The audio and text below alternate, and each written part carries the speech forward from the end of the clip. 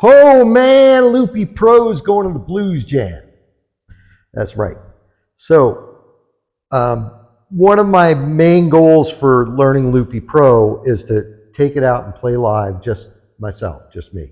And I think I've got another template that I worked on that I can do solo looping pretty much in the same kind of style that other people are doing it, where they're overlaying or starting off on a chorus. And I'm getting all that figured out, but I wanted something where I could do some 12-bar blues and you know, A, to practice with, because that's the kind of stuff I like to practice, but B, I'm also planning to do a bunch of blues stuff, and I needed a project for that. And this project that I picked up from Max Yar's Patreon was the perfect push I needed to get this rolling. I kind of circled around the ideas that were in it. There's another video by a guy, I think it's Sound for More. I'm going to link to that. It got me close after I saw Max's intro video, but I needed to actually purchase his project to get this figured out. So big props to him for selling that for as little as he does, and I really appreciate it. I would give you this project if I could, but it's based so much on his that it wouldn't be right to do that. It's not, you know, it's derivative of his work. When you see his and see mine, you'll see that this is much expanded over what he did, but the base idea is his and his alone, and I'm not gonna touch that. So anyway, let me just walk you through my project here and to show you how I use it. Big differences with his is he's using Digisticks. I'm using Pop Drummer. I love Pop Drummer. Digisticks you can do pretty great stuff with, and I have it. I like that program, but Pop Drummer has a couple of things that just make it painless to use, and I love it. So I'll open up Pop Drummer, show you where I'm at with that. I'm on the straight eights, I believe, rhythm backbeat. And if I play that for you, oh, I think I got the, there. So I got that straight beat going. Oh, let me turn down the jam. So, you know, who doesn't want to go to a blues jam and have a drummer that does that, man? That's killer right there. So you can do that, but you can also ratchet it up with these jam effects and jam. And so what I did with that is I made a control here. Let me minimize that if I can. There we go. Okay. Let's see if I can get this resized a little more reasonably. So I've got this XY control here, and you can see as I move that around, I map that to the jam and the jam effects. And I'll show you how I did that, because that's my work. I'll go into the editor here, the canvas editor, pop that open. So the XY control is hooked up to Pop Drummer, and since it's an AUV3, I can adjust one of the effect parameters of Pop Drummer, and the X is affecting jam, and the Y is affecting jam effects. And the end result of that is, when I move this around, I can go to like max jam effects, or minimize them.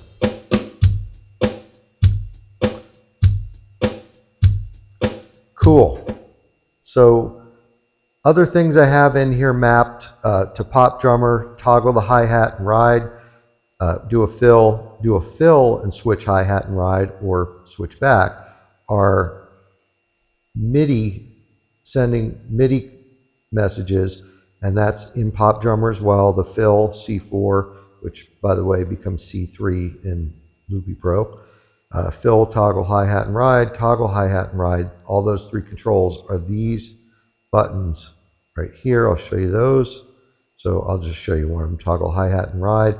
Send note C#3, note 49 to pop drummer, and it toggles the hi-hat and ride. And the other two are just mapped to those other MIDI notes. Other things I got going on here that I've added, I added pan controls over here on the right side. Let's see if I got my mouse hooked up. Yeah, there it is. So I can drive with that. It's hard to see with the sunglasses.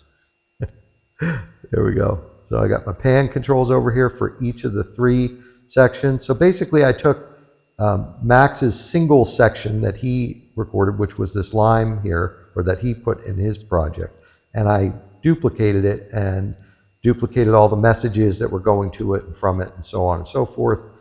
And then I added additional stuff like the up and down. So for example, in his, when you record your first loop here in the one, his always go up, like they pitch up. In mine, you can click the down button, and if you double click it, it'll record those chords going down pitches instead of going up to the 2, the 4, the 5, and the sharp 5. His, by the way, only does 1, 4, 5. I have a lot of tunes where like the turnaround goes 1, 2, 5, or 1 sharp 5, 5 back to the 1. So I wanted those additional chords in there, if you will. I put volume controls for each of these tracks or groups, and I put controls to clear them out if needed. The rests, same thing. They control all three of the ones above it. And then I added additional MIDI tracks. His has one and then one for recording. I did several of them. And then my recordable one, after I record it, I just click on it and drag it into one of these open ones. And that way I can record one live and then drag it in and have it repeat immediately. Other things that are different from his, I've got my overall reverb for the drums. So I've got Pop Drummer hooked up, but I've also got the ability to record a one-shot drum kit playing off my drum pads. He uses one of these, and I have one of these. I use this in the house, and this thing works great. This is an M-Wave Bluetooth drum pad, if you will. I like my PreSonus Atom here when I'm out here in the garage. It just has better response. But I also have a kit that I set up for this blues jam. It's got the required cowbell and tambourine that you're going to find at a blues jam. Let's see some other settings that I got going here. I've got the ability to change from recording only 1 bar to 2 bars to 4 bars to 8 bars. You could do that with his by just clicking on the beats per minute up here, and you could change that. But I've got it set here as radio buttons that you can add. I've also got, so this Angus, EJ, and Twin, this is from using Tonex as part of my project. I'm contemplating getting away from that, and right now I'm not even using that. So you can see that I've got this track number 8 is off where I have Tonex, and I'm actually using a full-size Tonex pedal and a tube screamer on the floor. I'll take a picture of that and include it for my guitar tone. And I'm kind of going back and forth for my live rig whether or not I'm going to keep everything in-house, so to speak. And there's been a discussion on the Facebook group about it. I was initially in-house, but now I'm kind of being persuaded to go have the pedal outside. It doesn't save a lot of CPU, but I've got a lot of functionality on my large Tonex pedal. I used it to gig with for quite a while. I've even got a MIDI pedal I could hook up to it and control it, but I don't know how complex I want to make my live rig. It is nice to have it all on the iPad, but it's also nice to have it as a separate pedal. I've got the foot switches there. I could switch to different presets. I got my tube screamer. Love the tone of the thing. I might go with that. So I'm just kind of going back and forth here. That's why you see I've got 8 over here and 4. 4 is the actual pedal going in. That's what I'm using right now. Other things I got going on is I've got 3 AUV3s mapped to one keyboard controller. This is my Behringer swing controller. And I switch that around with these controls here. So that's I fretless. I got to go down an octave. Why does it sound off, but so that's my bass tone. And I've also got, I could swap in some keys, kind of low. And you can use anything you want for those. And I got an organ tone here. I'll show you what I'm using for those. I love that organ. I'll go one higher for that.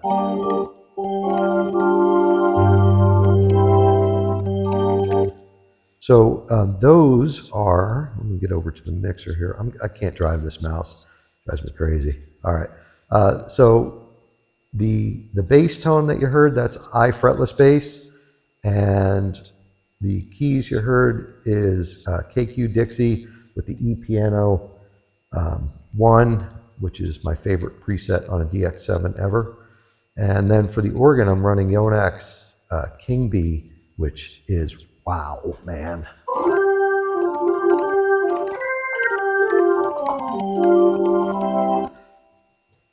Wow. I love that thing. I'm going to actually do a review of that and a giveaway that's coming up. So anyway, that's my template set up in addition to what he had. You know, I've got, I'm running a different delay. I am running this Yonex Zodiac Echo on, was I running that on a bus here? Let's see, now I'm running reverb there. Where'd my delay go? Oh, I took my delay. Oh, my delay's over here. Sorry, I didn't put it on the bus.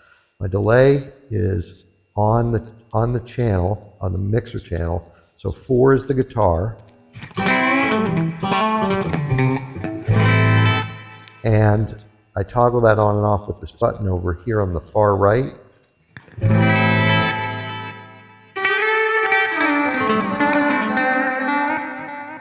And did I make that? No. So let me open that up. That's the Yonex Zodiac Echo. Fantastic tape delay.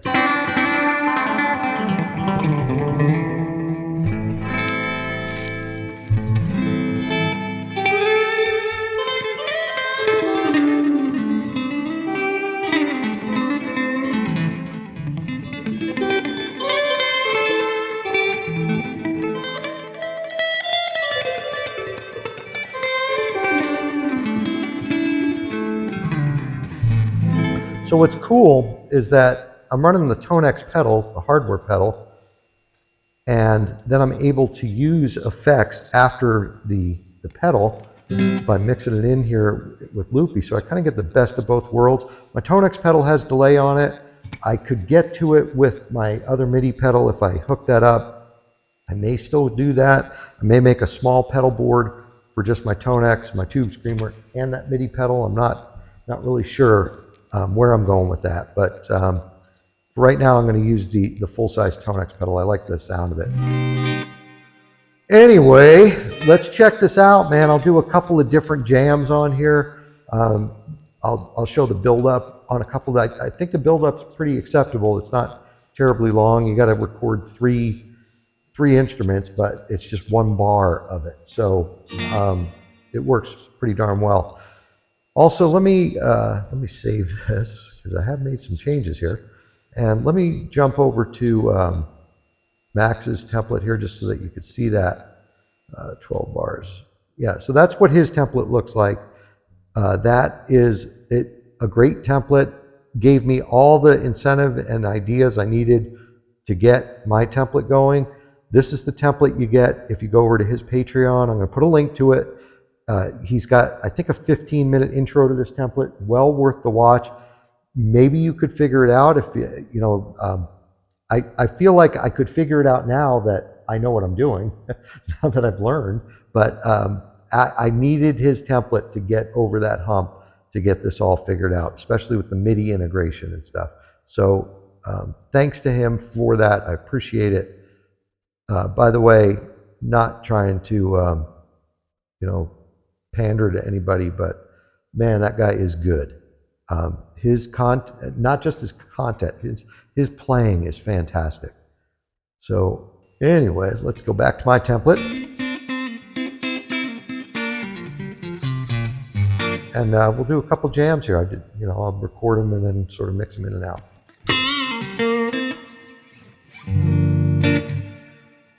Let's go, let's do something slow.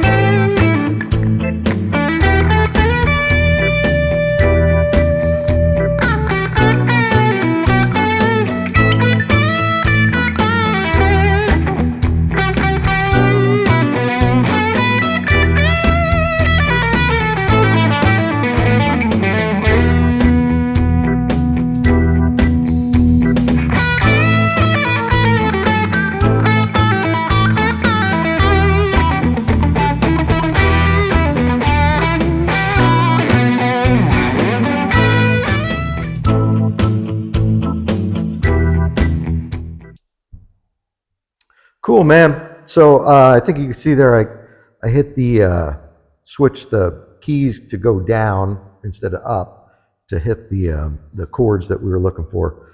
So yeah, one of the things I like about this setup that I have is that I've got multiple progressions that I can switch between, and you can actually switch between them. These are pre-canned, but it's just the progression, so I don't feel like I'm not doing that live. I'm not setting the groove up or the progression live. I'm doing the playing, and I think that's a reasonable compromise, is using the MIDI to trigger things, but actually playing the stuff that needs to get played. And I think I can build on this. Like, I think I can do more A/B type stuff. So I've got like, you know, an A section, a B section, maybe I can have a bridge in there or something.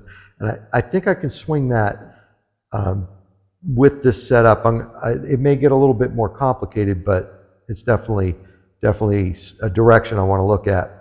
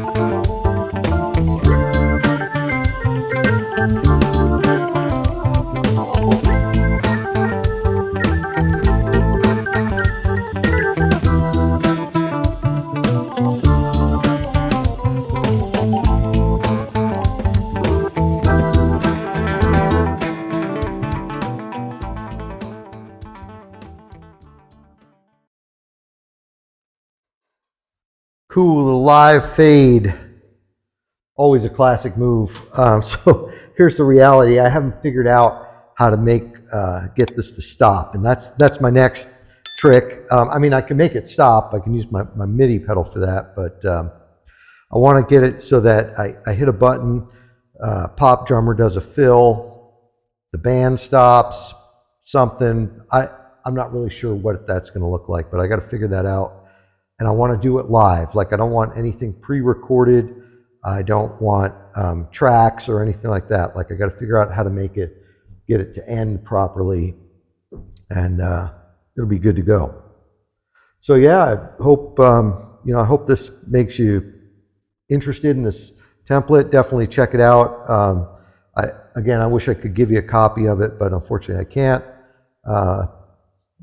If you get Max's project, not template, but if you go to his Patreon, get his project, I think you'll be able to figure out what I did and expand on that. Not to sound preachy or anything, but realistically, that's probably the best way to do it, is that you get you learn from his, which is what I did, and then go down the path of making it yours.